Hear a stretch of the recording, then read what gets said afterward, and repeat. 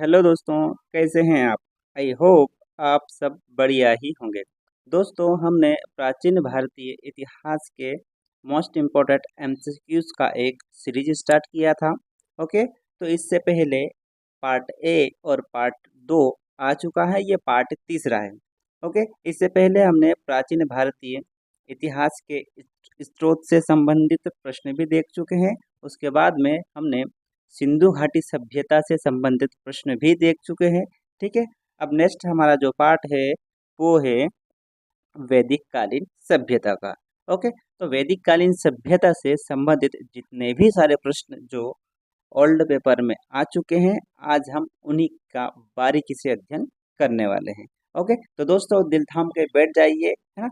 हम आज विस्तार से चर्चा करेंगे प्राचीन भारतीय इतिहास के वैदिक कालीन और उत्तर वैदिक कालीन सभ्यता से संबंधित मोस्ट आईएमपी प्रश्न। ओके, हाँ, तो चलिए स्टार्ट कर। हाँ, तो पहला प्रश्न है, ऋग्वेद के नदी सूक्त से किन दो नदियों के बीच वैदिक नदी सरस्वती की स्थिति का बोध होता है? ठीक है, प्रश्न क्या पूछा जा रहा है, ऋग्वेद के नदी स्तुति सूक्त से किन दो नदियों के बीच वैदिक नदी सरस्वती की स्थिति का बोध होता है? ठीक है, तो इसका राइट आंसर है यमुना एवं शतुद्री। ठीक है दोस्तों, इससे पहले मैं बता दूं आपको, ये जो उत्तर वैदिक काल का टाइम पीरियड काल कब से कब तक था, तो ये मैं पहले ये बता दूं आप लोगों को। ठीक है, तो दोस्तों ऋग्वैदिक काल का टाइम पीरियड काल था, ये था 1000 बीसी से 1500 बीसी। ठीक है, कब से कब तक? 1000 बीसी से 1500 बीसी तक का जो काल था, ये वैदिक काल का काल था। ठीक है, और उसके बाद में जो काल आता है उसे हम बोलते हैं उत्तर वैदिक काल। ठीक है, तो उत्तर वैदिक काल का जो टाइम पीरियड काल था वो 1000 बीसी से, ठीक है, 600 बीसी। ठीक है, यानी 1000 बीसी से 600 बीसी का जो काल था, उस काल को हम बोलते हैं उत्तर वैदिक काल। और उससे पहले 1000 बीसी से 1500 बीसी का जो काल था, उसे हम बोलते हैं वैदिक काल। ओके, तो चलिए, आपको यहाँ तक ठीक लगा होगा, तो चलिए बढ़ते हैं नेक्स्ट प्रश्न की ओर। ओके, चलिए प्रश्न नंबर दूसरा है, निम्नलिखित किस ग्रंथ में इतिहास पुराण को पंचम वेद कहा गया है? ठीक है, क्या पूछा जा रहा है आपसे, किस ग्रंथ में इतिहास पुराण को पंचम वेद कहा गया है? ठीक है, तो ये कहा गया है छांदोग्य उपनिषद में। ठीक है, किस में कहा गया है? छांदोग्य उपनिषद में इतिहास पुराण को पंचम वेद कहा गया है। दोस्तों, वेदों की संख्या कितनी है? 4 वेद है। कौन कौन से वेद है? ऋग्वेद, सामवेद, यजुर्वेद और अथर्ववेद। ठीक है, हाँ, चलिए बढ़ते हैं नेक्स्ट प्रश्न की ओर। याज्ञवल्क एवं मैत्रेयनी का दार्शनिक संबंध किस उपनिषद में वर्णित है? ठीक है, तो ये वर्णित है बृहदारण्यक उपनिषद में। ठीक है, तो चलिए बढ़ते हैं नेक्स्ट प्रश्न की ओर। नेक्स्ट प्रश्न है, ऋग्वेद में निम्नलिखित में से किन जनों का उल्लेख मिलता है? क्या पूछा जा रहा है आपसे प्रश्न में, ऋग्वेद में निम्नलिखित में से किन जनों का उल्लेख मिलता है? तो ये मिलता है यदु और पुरु। ठीक है, कि कौन से जन का उल्लेख मिलता है? यदु और पुरु। ठीक है, इस प्रकार हम देखेंगे ऑप्शन 1 और 2 ए में दिया गया है, तो option A is the right answer. Okay, चलिए नेक्स्ट प्रश्न की ओर बढ़ते हैं।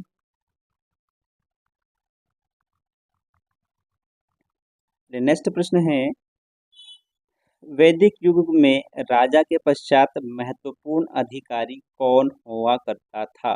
ठीक है, प्रश्न में क्या पूछा जा रहा है आपसे कि वैदिक युग में राजा के पश्चात महत्वपूर्ण अधिकारी कौन होता था? तो ये होता था पुरोहित। ठीक है, कौन होता था वैदिक युग में राजा के पश्चात महत्वपूर्ण अधिकारी? ये होता था पुरोहित। ओके, चलिए मैं पेन मिटा लेता हूँ एक बार।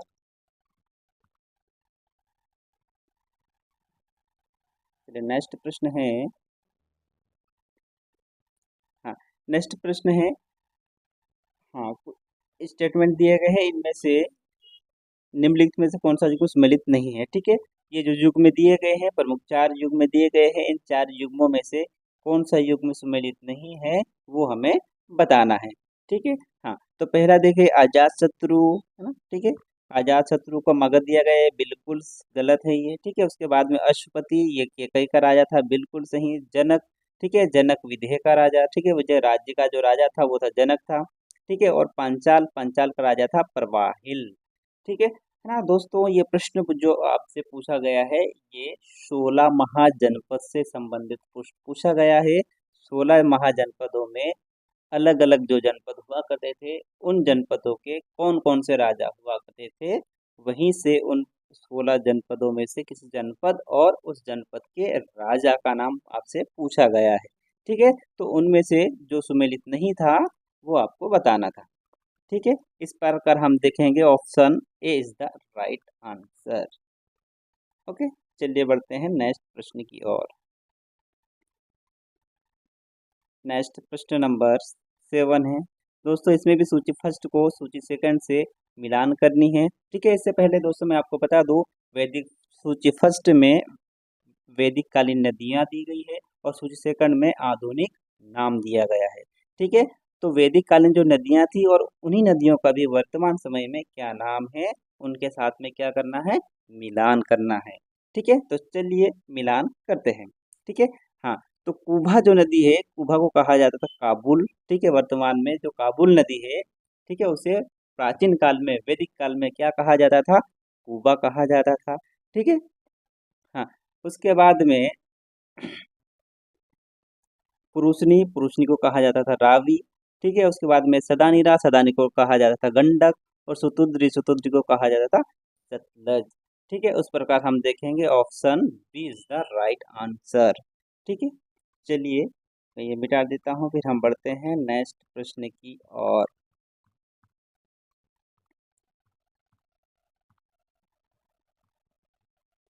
चलिए, नेक्स्ट प्रश्न है, किस ग्रंथ से यह स्पष्ट हो जाता है कि सभा और समिति दो भिन्न संस्थाएं थी। ठीक है, तो ये हो जाता है अथर्ववेद में। राइट आंसर, इसका आंसर है अथर्ववेद। ठीक है, किस वेद से हो जाता है, ये हो जाता है अथर्ववेद। दोस्तों, अथर्ववेद में ही कहा गया है कि सभा और समिति प्रजापति की दो पुत्रियां हैं। ठीक है, तो आपसे प्रश्न को इस प्रकार से पूछा जाता है कि किस वेद में सभा एवं समिति को प्रजापति की दो पुत्रियां कहा गया है, तो ये कहा गया है अथर्ववेद में। इस प्रकार से आपका आ जाएगा option B is the right answer. Okay, चलिए बढ़ते हैं नेक्स्ट प्रश्न की ओर। नेक्स्ट प्रश्न है, ऋग्वेद के अत्यंत उपयोगी और साथ ही अत्यंत भयावह देवता के रूप में किसका अधिक बार आह्वान किया गया है। ठीक है, प्रश्न को फिर से पढ़ देता हूँ। ऋग्वेद के अत्यंत उपयोगी और अत्यंत ही भयावह देवता के रूप में किसका अधिक बार आह्वान किया गया है, तो ये कहा गया है इंद्र को। ठीक है, हाँ, इंद्र को अग्नि का देवता कहा गया है, कहाँ, ऋग्वेद में। और ऋग्वेद में सर्वाधिक बार किस देवता का उल्लेख मिलता है, तो ये मिलता है इंद्र देवता का। ओके, चलिए, आई होप यहाँ तक आपके समझ में आया होगा, है ना। चलिए बढ़ते हैं नेक्स्ट प्रश्न की ओर। नेक्स्ट प्रश्न है, निम्नलिखित में से किस वैदिक देवता का आह्वान एशिया माइनर के बोगजकोई अभिलेख में है। प्रश्न में क्या पूछा जा रहा है आपसे, निम्नलिखित में से किस वैदिक देवता का आह्वान एशिया माइनर के बोगजकोई अभिलेख में है, तो ये है इंद्र, नाशत, मित्र और वरुण। ठीक है, चलिए बढ़ते हैं नेक्स्ट प्रश्न की ओर।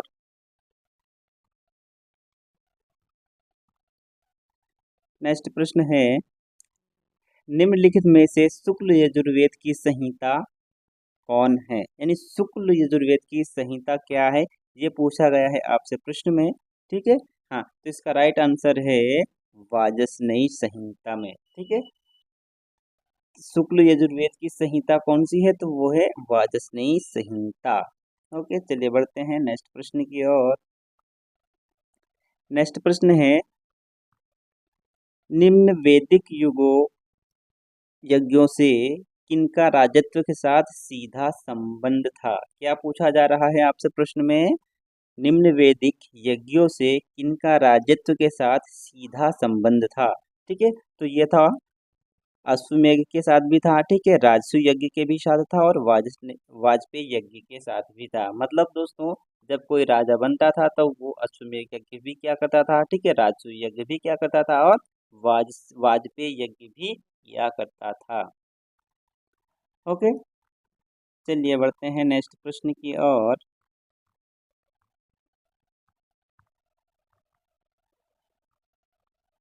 नेक्स्ट प्रश्न है, निम्नलिखित में से कौन सा वेदांग पद्य रचना से जुड़ा है? क्या पूछा गया है? पद्य में, ऐसे में तो किसी कौन सी वेदांग है जिसकी रचना पद्य में यानी पंक्तियों में की गई? तो वो है छंद। ठीक है, चलिए बढ़ते हैं नेक्स्ट प्रश्न की ओर।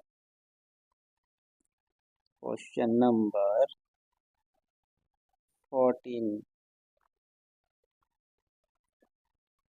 क्वेश्चन नंबर 14 है, ऋग्वेद में निम्न में से किन नदियों का उल्लेख अफगानिस्तान के साथ आर्यों के संबंध का संकेत मिलता है? प्रश्न में क्या पूछा जा रहा है? ऋग्वेद में निम्न में से किन नदियों का उल्लेख अफगानिस्तान के साथ आर्यों के संबंध का संकेत करता है? ठीक है, इस प्रकार हम देखेंगे।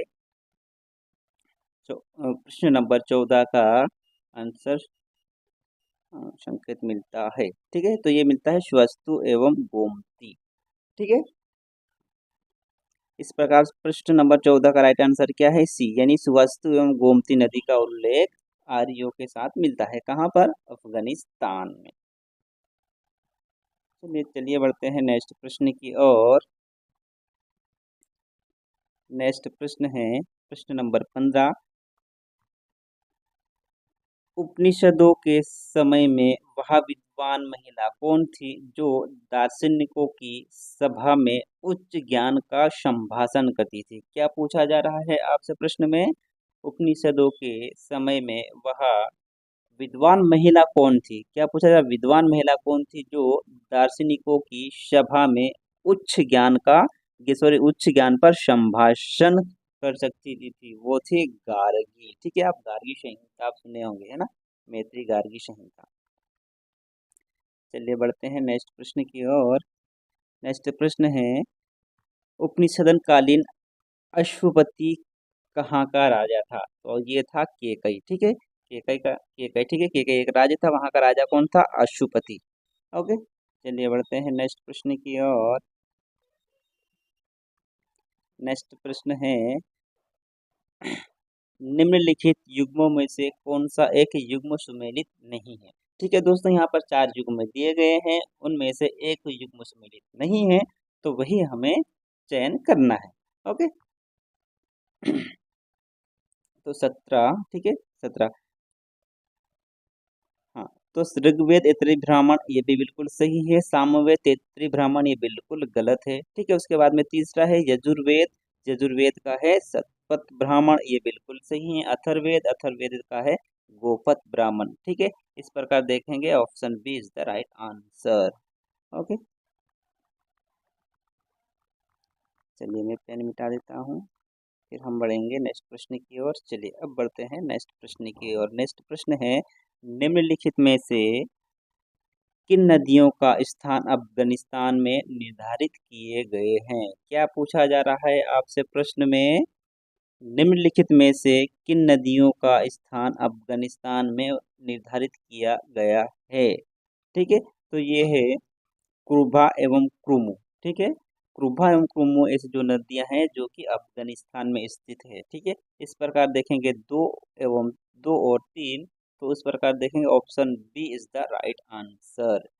ठीक है, चलिए बढ़ते हैं नेक्स्ट प्रश्न की ओर।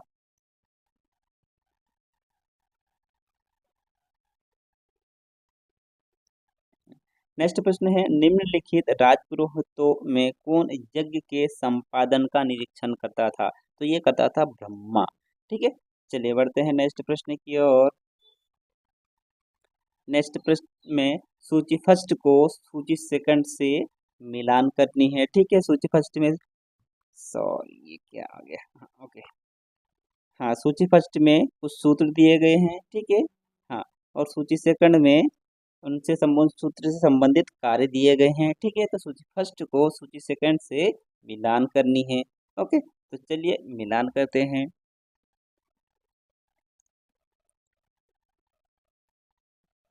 हाँ, तो शोध सूत्र, ठीक है, क्या है शोध सूत्र का संबंध है बलि से संबंधित नियम दिए गए हैं। किसमें, शोध सूत्र में।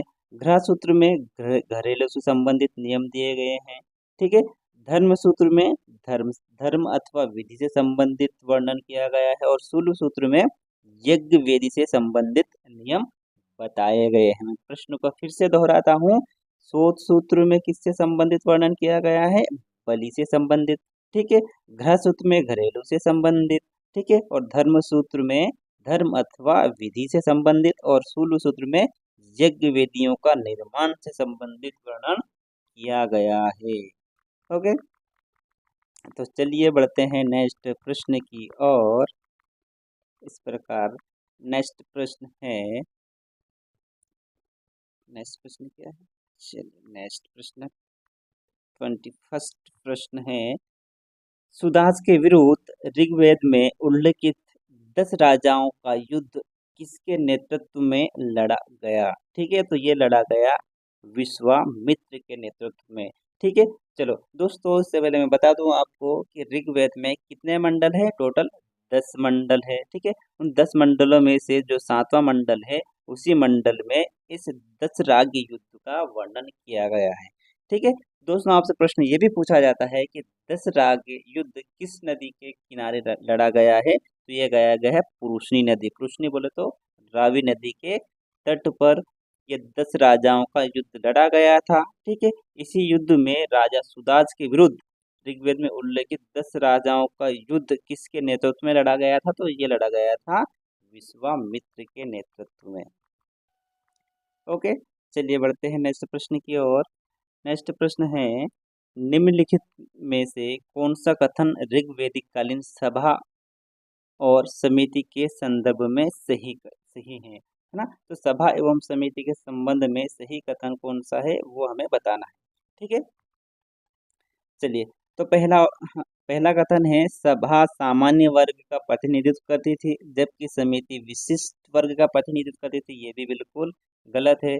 ठीक है, दूसरा है, सभा विशिष्ट वर्ग का प्रतिनिधित्व करती थी जबकि समिति सामान्य वर्ग का प्रतिनिधित्व करती थी। तो ये option B is the right answer. बिल्कुल ये स्टेटमेंट बिल्कुल सही है। इस प्रकार से हमारा option number B is the right answer, option number B आ जाएगा सही आंसर। ठीक है दोस्तों, इससे पहले मैं आपको बता दिया हूँ कि सभा एवं समिति को प्रजापति की 2 पुत्रियां किस वेद में कहा गया है, ये कहा गया है अथर्ववेद में। ठीक है, और वेद कितने हैं, 4 वेद है, ये भी मैंने बता दिया हूँ। ठीक है, हाँ, चलिए तो दोस्तों, आज के वीडियो को हम करते हैं यही समाप्त। ठीक है, हाँ, और यदि आपको वीडियो अच्छा लगता है तो आप हमारे चैनल को सब्सक्राइब कर सकते हैं। ठीक है, ओके दोस्तों, जय हिंद, जय भारत।